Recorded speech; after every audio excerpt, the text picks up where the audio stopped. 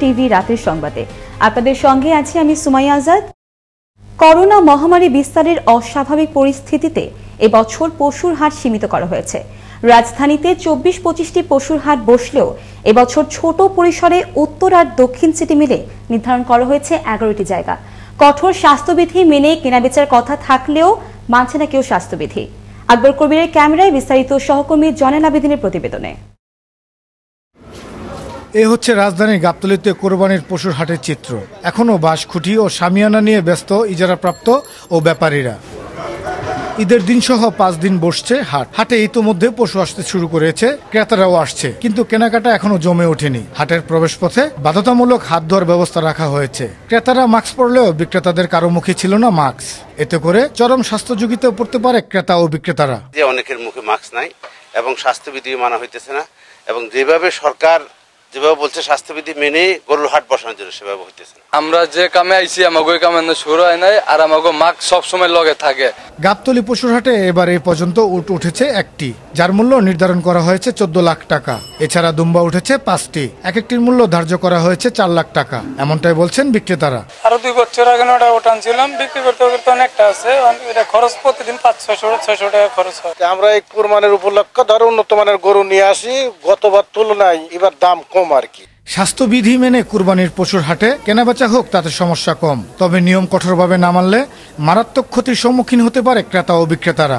জয়নাল আবেদিন, আনন্দ TV, Dhaka. সাভারে অভিযান চালিয়ে নিষিদ্ধ ঘোষিত জঙ্গি সংগঠন জামাতুল মুজাহিদিন বাংলাদেশ জেএমবির সক্রিয় ৬ সদস্যকে গ্রেফতার করেছে র্যাব।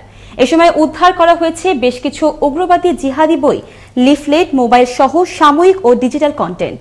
র্যাব ৪-এর অধিনায়ক এডিশনাল ডিআইজি মোজাম্মেল হক এক সাক্ষাৎকারে কথা বলেন।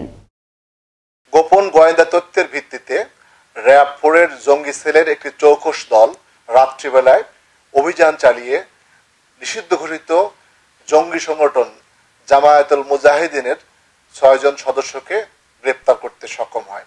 টানা বর্ষণ ও উজানের পাহাড়ি ঢল থেকে নেমে আসা বগুড়ার সারিয়াকান্দি, সোনাতলা ও ধুনট উপজেলায় সার্বিক বন্যা পরিস্থিতির আরও অবনতি হয়েছে। যমুনা নদীর পানি প্রবাহিত হচ্ছে বিপদসীমার ৬৬ সেন্টিমিটার উপর দিয়ে। বগুড়া জেলার প্রতিনিধি সারোয়ার জাহান এর প্রতিবেদনে আরও জানাচ্ছেন মোস্তফা কামাল তোহা। বগুড়ার সারিয়াকান্দি, সোনাতলা ও ধুনট উপজেলায় সার্বিক বন্যা পরিস্থিতির আরও অবনতি হয়েছে। যমুনা নদীর পানি বিপদসীমার ৬৬ সেন্টিমিটার উপর দিয়ে প্রবাহিত হচ্ছে। যমুনার অববাহিকায় চর এবং আশেপাশের গ্রামগুলো জলাবদ্ধ হয়ে পড়েছে, তলিয়ে গেছে ফসলের ক্ষেত। যমুনা নদীর পানি বৃদ্ধির ফলে জেলার ৩টি উপজেলা, ১৪টি ইউনিয়নের ৯০টি গ্রামের ১৫,০৪০টি পরিবার ও প্রায় ৫০,০০০ মানুষ পানিবন্দী হয়ে পড়েছে। এদিকে করোনার কারণে টানা ৩ মাস ঘরবন্দি লোকজনের ওপর চরম দুর্ভোগ নিয়ে এসেছে বন্যা। হাতে কাজ না থাকায় বিপাকে পড়েছে বিপুল সংখ্যক লোক। হঠাৎ পানি বৃদ্ধিতে চরম ঝুঁকিতে রয়েছে শিশু, বৃদ্ধ ও প্রতিবন্ধীরা। আমাদের ঘরের পানি, বাইরের পানি আর টিউবওয়েলের পানি আছে, আমাদের বন্যা ভেসে যাচ্ছে। বগুড়া জেলা ত্রাণ ও পুনর্বাসন অধিদপ্তর থেকে বলা হয়েছে, বন্যা দুর্গত এলাকার জন্য সরকারিভাবে ২৫ মেট্রিক টন চাল ও ২,৫০,০০০ টাকা বরাদ্দ দেওয়া হয়েছে। আমরা কিছু খাইতে পারছি না, ভাত পাচ্ছি না, কাপড় পাচ্ছি না। ভ্যান গাড়িও চলে না, আমাদের চলার মতো কোনো সাহায্য করলে আপনারা খুব ভালো হতো। সরকারি সাহায্য সহযোগিতা অব্যাহত থাকলে আবারও ঘুরে দাঁড়াতে পারবে তারা, এমনটাই প্রত্যাশা বগুড়ার বানভাসী মানুষদের। মোস্তফা কামাল তোহা, আনন্দ টিভি, ন্যাশনাল ডেস্ক।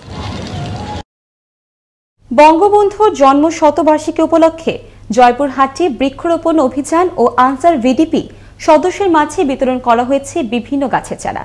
রবিবার বেলা 11:30টায় জেলা আনসার ও গ্রাম প্রতিরক্ষা বাহিনীর আয়োজনে আনসার অফিস চত্বরে এর উদ্বোধন করেন জেলা আনসার কমান্ডেন্ট আশরাফুজ্জামান। এ সময় অতিরিক্ত জেলা commandant Joynul Abedin, circle adjutant Babul Akter ও সদর উপজেলা আনসার ভিডিপি কর্মকর্তা বিলকিস বেগম উপস্থিত ছিলেন। খুলনার খানজাহান আলী থানাধীন মশিয়ালিতে ট্রিপল মার্ডারের ঘটনায় মামলার অন্যতম আসামি শেখ জাফরিন হাসান সহ ৩ জনের রিমান্ড মঞ্জুর করেছেন আদালত। রোববার দুপুরে খুলনা মুখ্য মহানগর হাকিম আদালতের বিচারক এই রিমান্ড মঞ্জুর করেন।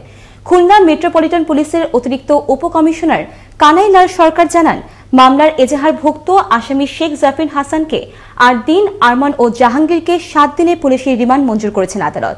এর আগে এজাহারভুক্ত ওই ৩ আসামিকে যশোরের বিভিন্ন অঞ্চল থেকে গ্রেফতার করা হয়।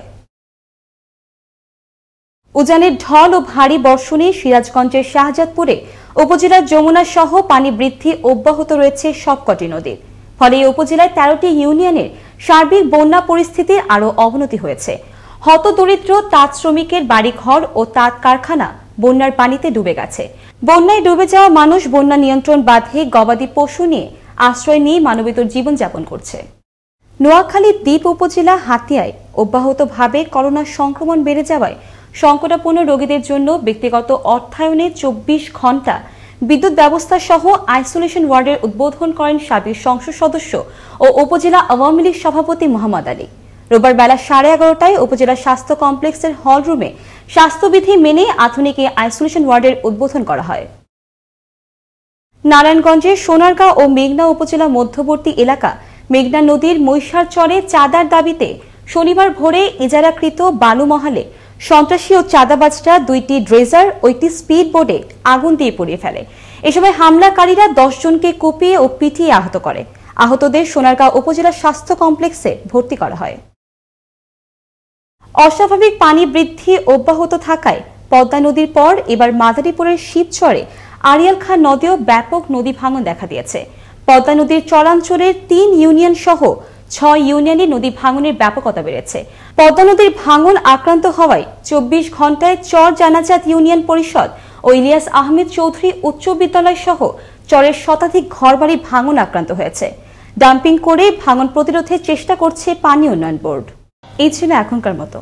করোনা থেকে আপনি এবং আপনার পরিবারকে সুরক্ষায় রাখতে সরকারি নির্দেশনা মেনে চলুন।